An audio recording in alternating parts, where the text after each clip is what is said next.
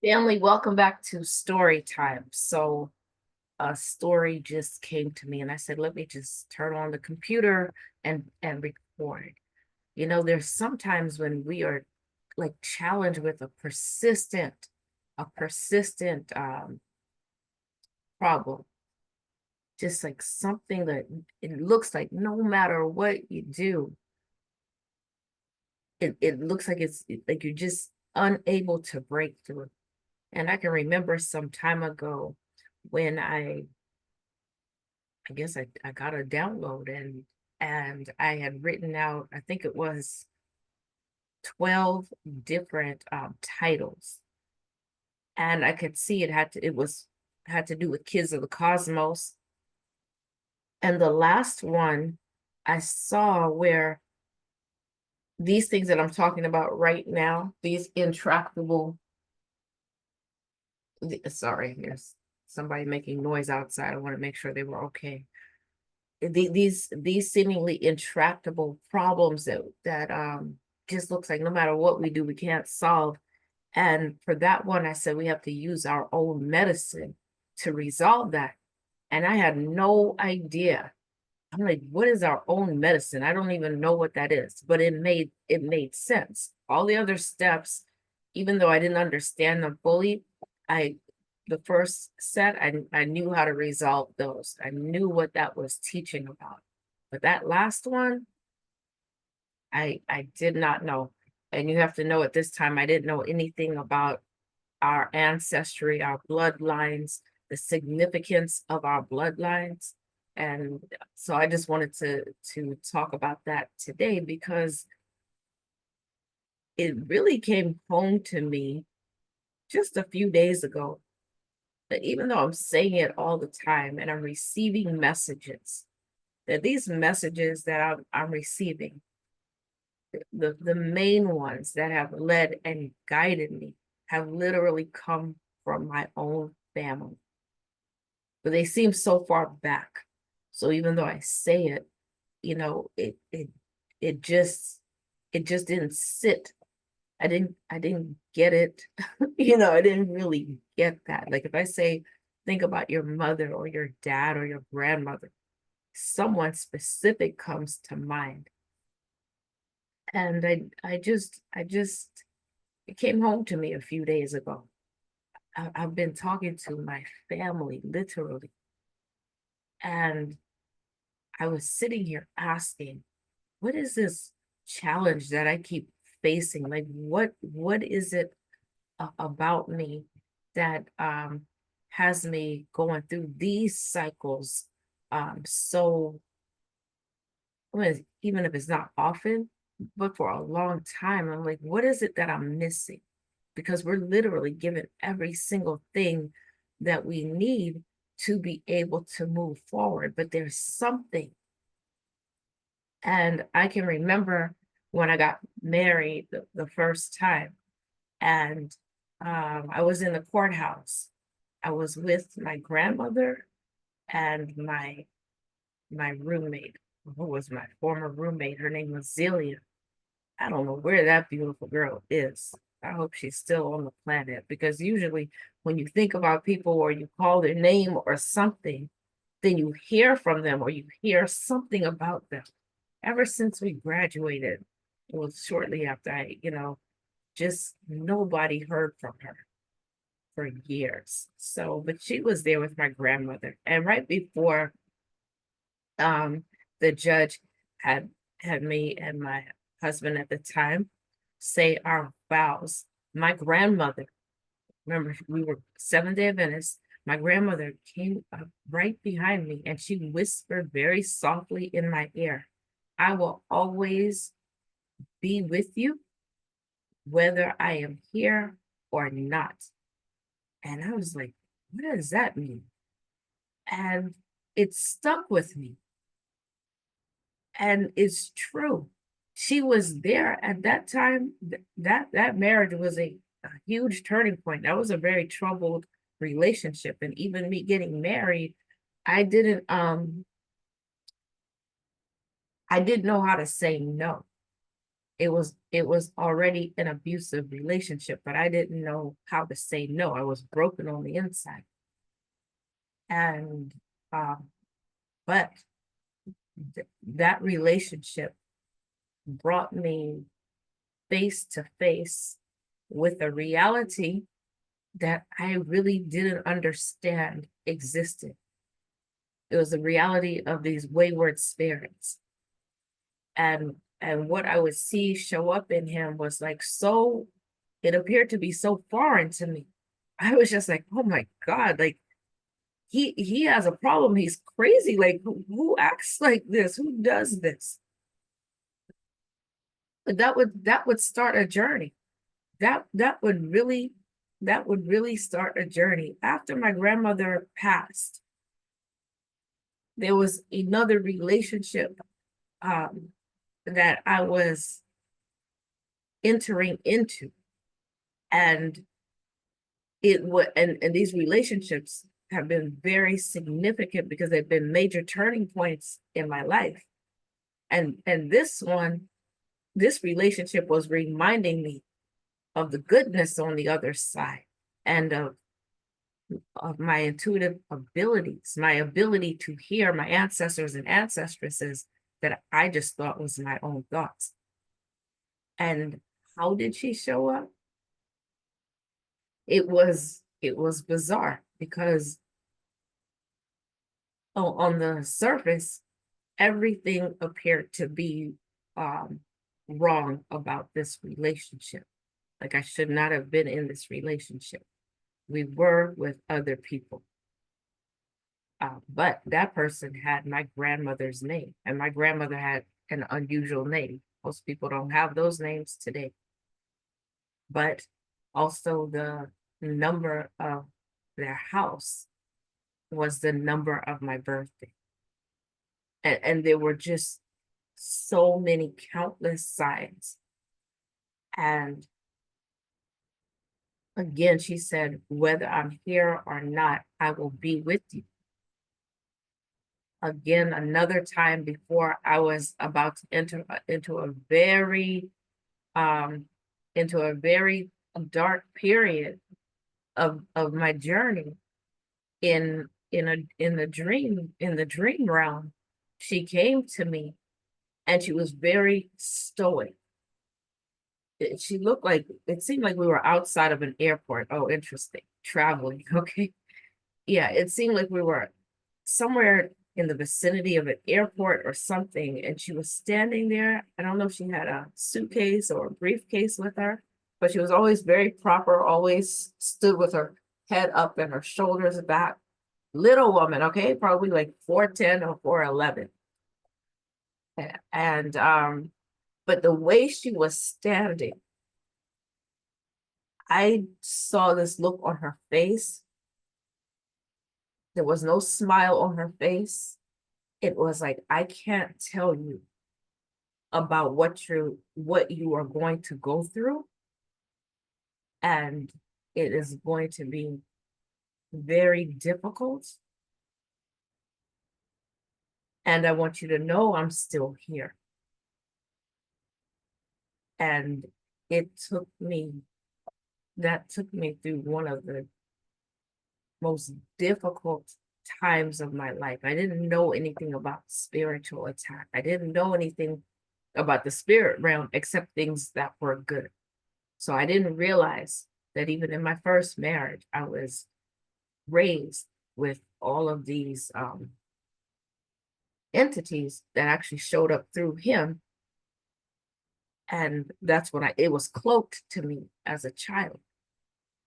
I was always drawn to everything, quote unquote, mystical.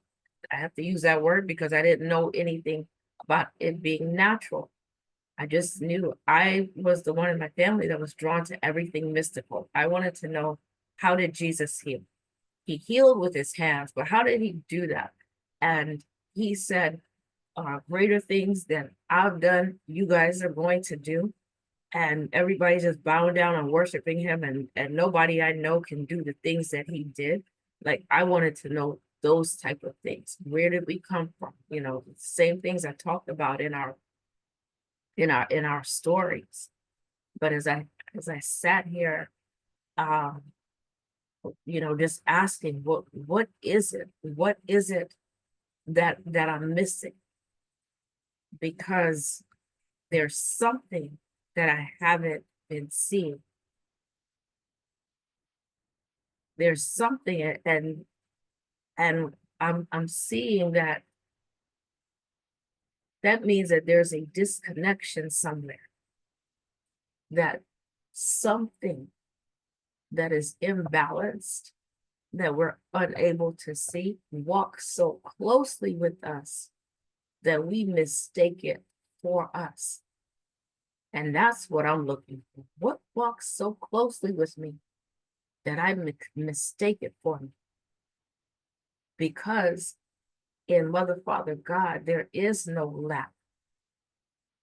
In Mother, Father, God, there is no imbalance. Doesn't mean we won't ever experience lack or we won't ever experience imbalance. No, that's not what it means, right? Life has its twists and turns.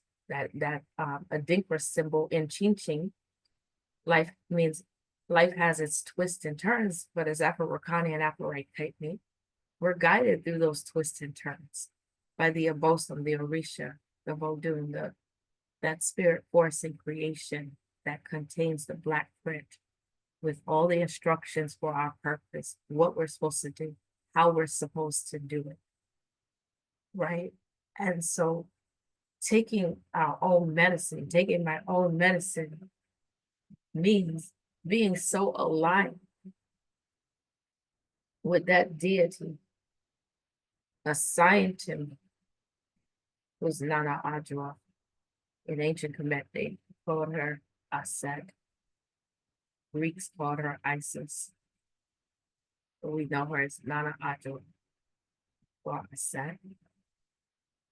But coming into such a level of alignment that it literally repels that force that is covering my sight and covering my hearing.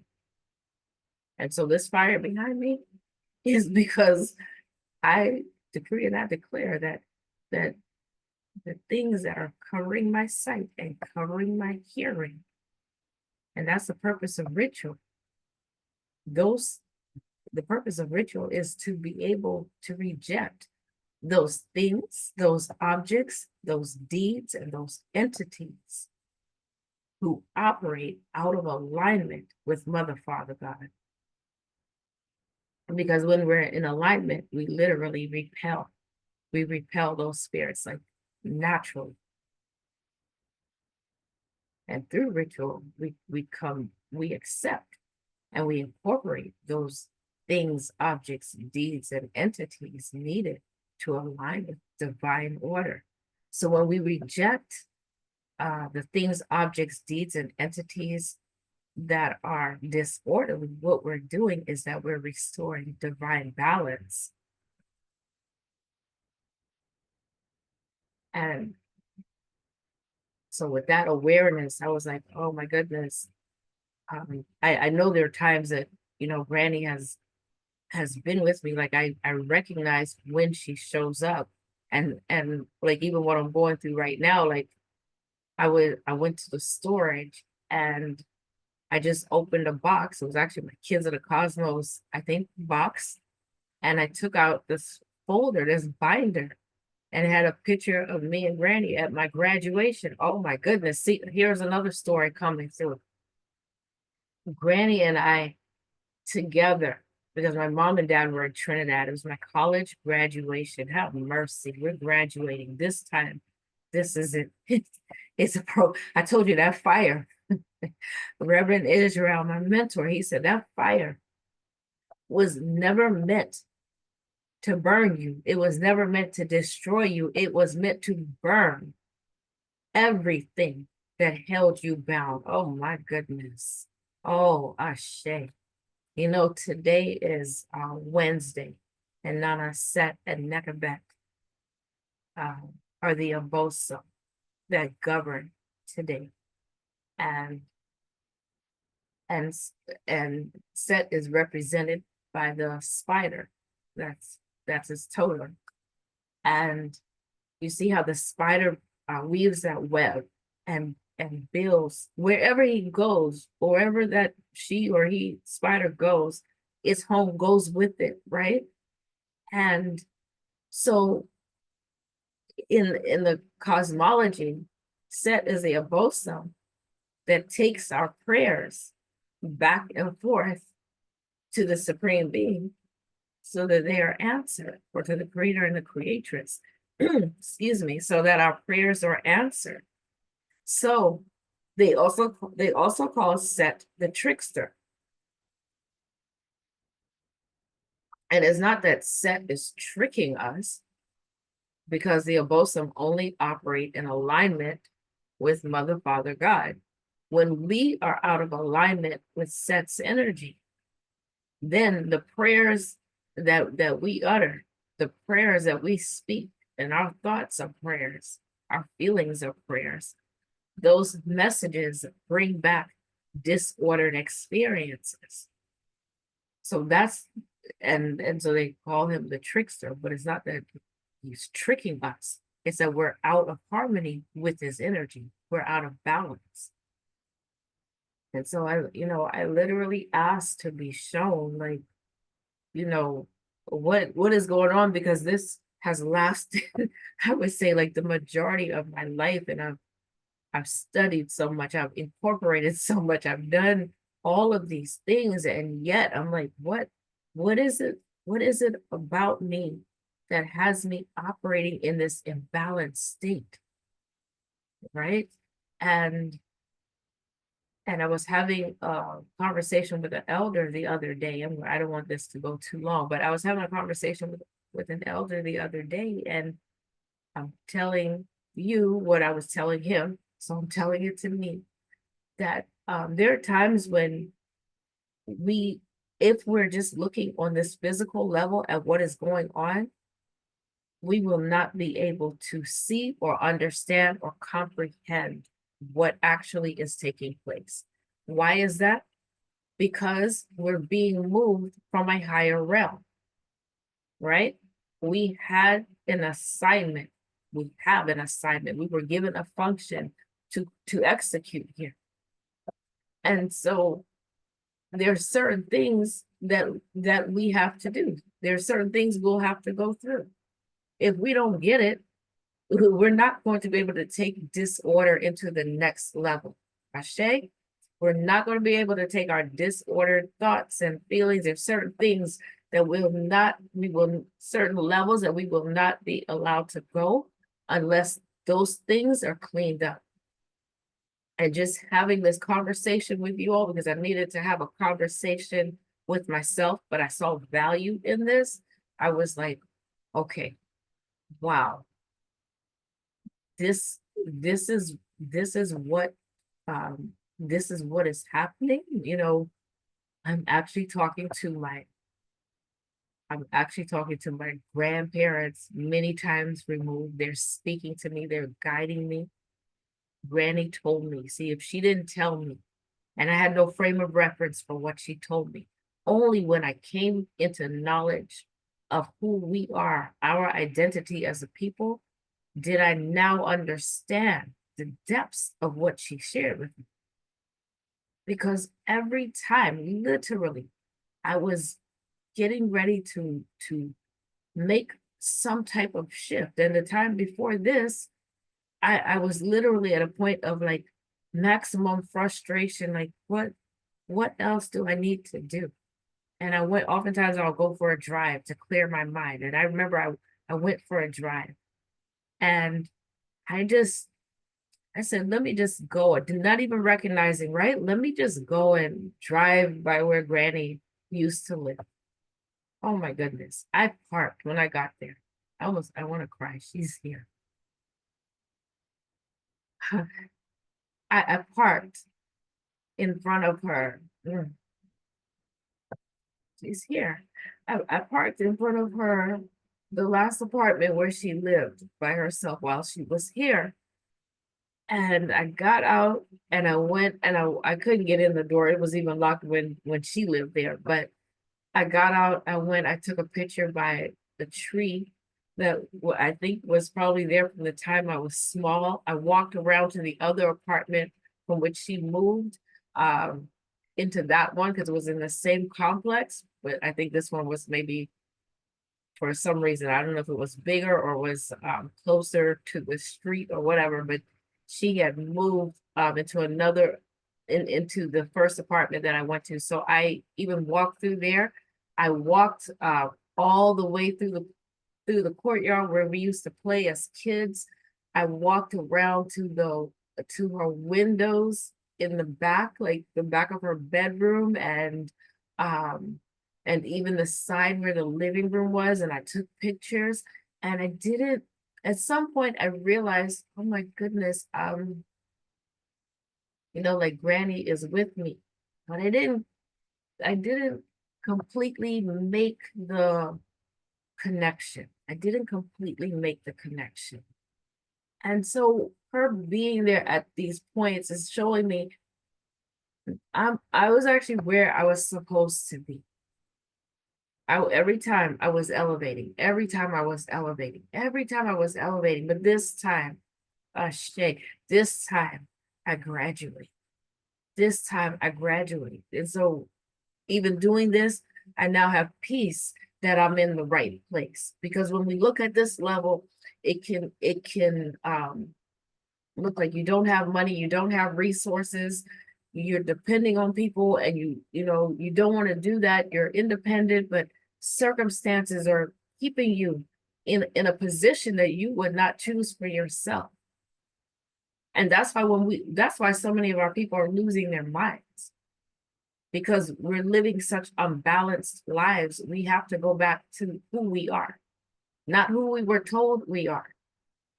And at the very core of that, because as people of Afro-Wakani and Afro-Caichnese descent, we can agree on just about everything. But when it comes to religion, when it comes to God, there is great division. We have to understand that all of those all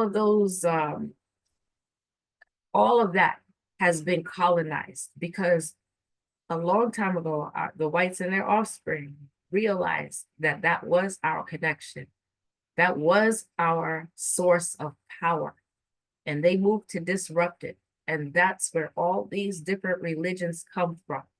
Going back to Hinduism, Buddhism, Sufism, Vedantism, all of them. And you can tell when there are many of our people who have studied all of these different religions, searching for the truth, really searching for themselves. And they see there's something common and similar about the theme, love and order, and how you treat your fellow man. When we come into knowledge of who we are, and you stick with me, you'll come into that knowledge of your true identity, of who you are and how you are supposed to operate. All of this disorder that we see will burn away.